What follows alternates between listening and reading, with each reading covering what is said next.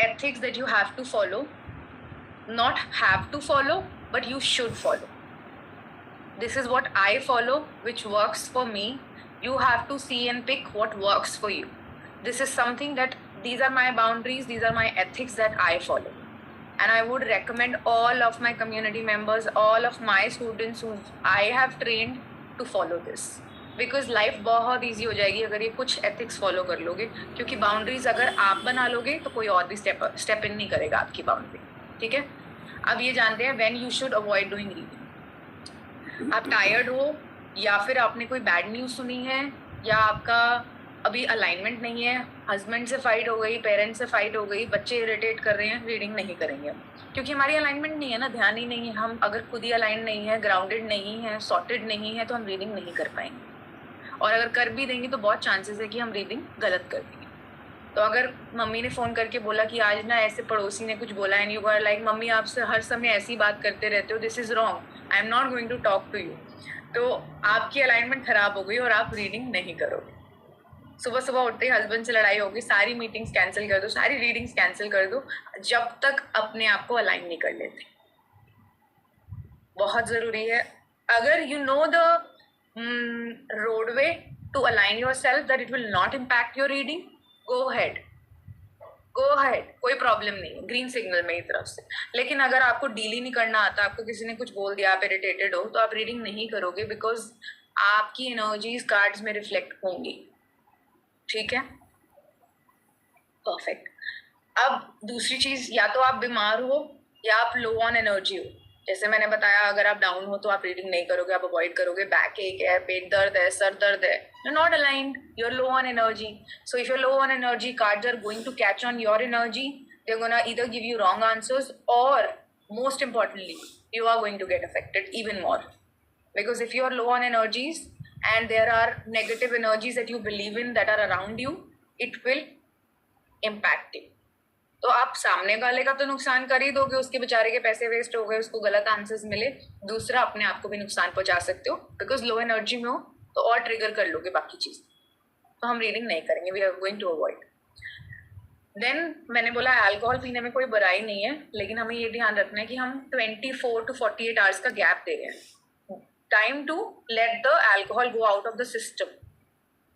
क्योंकि अगर हमने, मान लो आज हमने ड्रिंक किया है, तो नेक्स्ट 24 आवर्स तक तो हम डिहाइड्रेटेड ही फील करते हैं. अगर ज़्यादा पी ली तो वैसे एनर्जी अलाइनमेंट में नहीं होती, अगला दिन ऐसे लगता है कितने थक गए हम.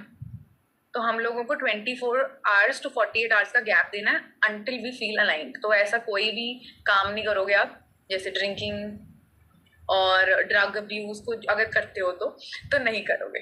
ठीक है. Now who you should avoid doing reading for.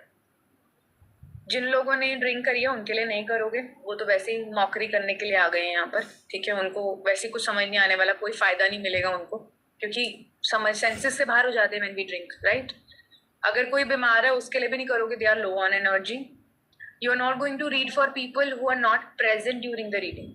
अब इसका मीनिंग ये नहीं है कि महकलीन ऑनलाइन रीडिंग नहीं कर सकते, क्या ऑनलाइन कर सकते हो. प्रेजेंट का मतलब ये नहीं है कि उसको सामने फिजिकली प्रेजेंट होना चाहिए. प्रेजेंट का मीनिंग ये है कि मान लो आप ये जानना चाह रहे हो, अगर आप मेरे पास रीडिंग के लिए आए हो and you are like I want to know about my sister in law's husband, उसके फाइनेंसेस कैसे हैं, नॉन एथिकल. कहाँ से आपको इम्पैक्ट करते हैं आपके सिस्टर इन लॉ के हस्बैंड के फाइनेंसेस? नहीं करते ना, आपको आपके हस्बैंड के फाइनेंसेस इम्पैक्ट करते हैं.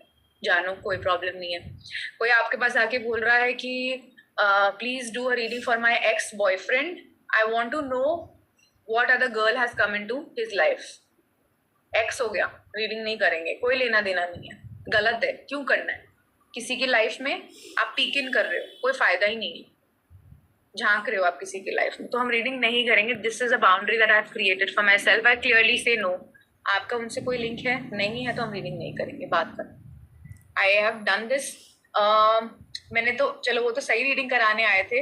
देयर वाज दिस गर्ल जिसने मुझसे रीडिंग बुक करी, उसकी मम्मी कॉल पे आ गई during the time of reading and she was like बेटा मुझे ना जानना है कि मेरी बेटी की लाइफ में क्या क्या चल रहा है, उसके ना हमने ये, उसका ये बॉयफ्रेंड है, उसके साथ ऐसे हो रहा है, उसके साथ वैसे हो रहा है, क्या करना चाहिए. I was like please aunty, पहले आप मुझे अपनी बेटी से बात करा दो. उसको मालूम है कि आप मुझसे रीडिंग करा रहे हो कि नहीं करवा रहे हो. तो शी वाज लाइक उसको मालूम है, उसी ने बेटा रीडिंग बुक करी है। मैंने बोला आप मेरी बात करा दो। उसी समय उन्होंने फोन दे दिया, मेरी बात करा दी and I did the reading. Simple as that. अगर वो वहां अवेलेबल नहीं होती तो वो रीडिंग कैंसिल, क्योंकि आपको किसी की लाइफ में क्यों झांकना है, कोई राइट नहीं। ठीक है। लास्टली, जो लोग आपकी रीडिंग को रिस्पेक्ट नहीं करते, हम उन्हें प्रूव करने के लिए कभी रीडिंग नहीं करें। अगर वो रिस्पेक्ट नहीं करते हैं तो वो कभी करेंगे भी नहीं, उन्हें समझ ही नहीं आएगा ये टूल। अगर आप ये करते हो तो ना ही सिर्फ आप अपनी डिसरिस्पेक्ट कर रहे हो, आप कार्ड्स की भी कर रहे हो। तो आप अपना कनेक्शन के साथ भी खेल रहे हो, आपको भी सेल्फ डाउट आएगा। So you not gonna do reading for people who do not respect your readings और हु आर लाइक अच्छा इसमें क्या होता है, जरा करके बताना, क्या फायदा है। हम लोग इसको किसी की हेल्प करने के लिए यूज कर रहे हैं, राइट? हम लोग फन के लिए नहीं कर रहे हैं।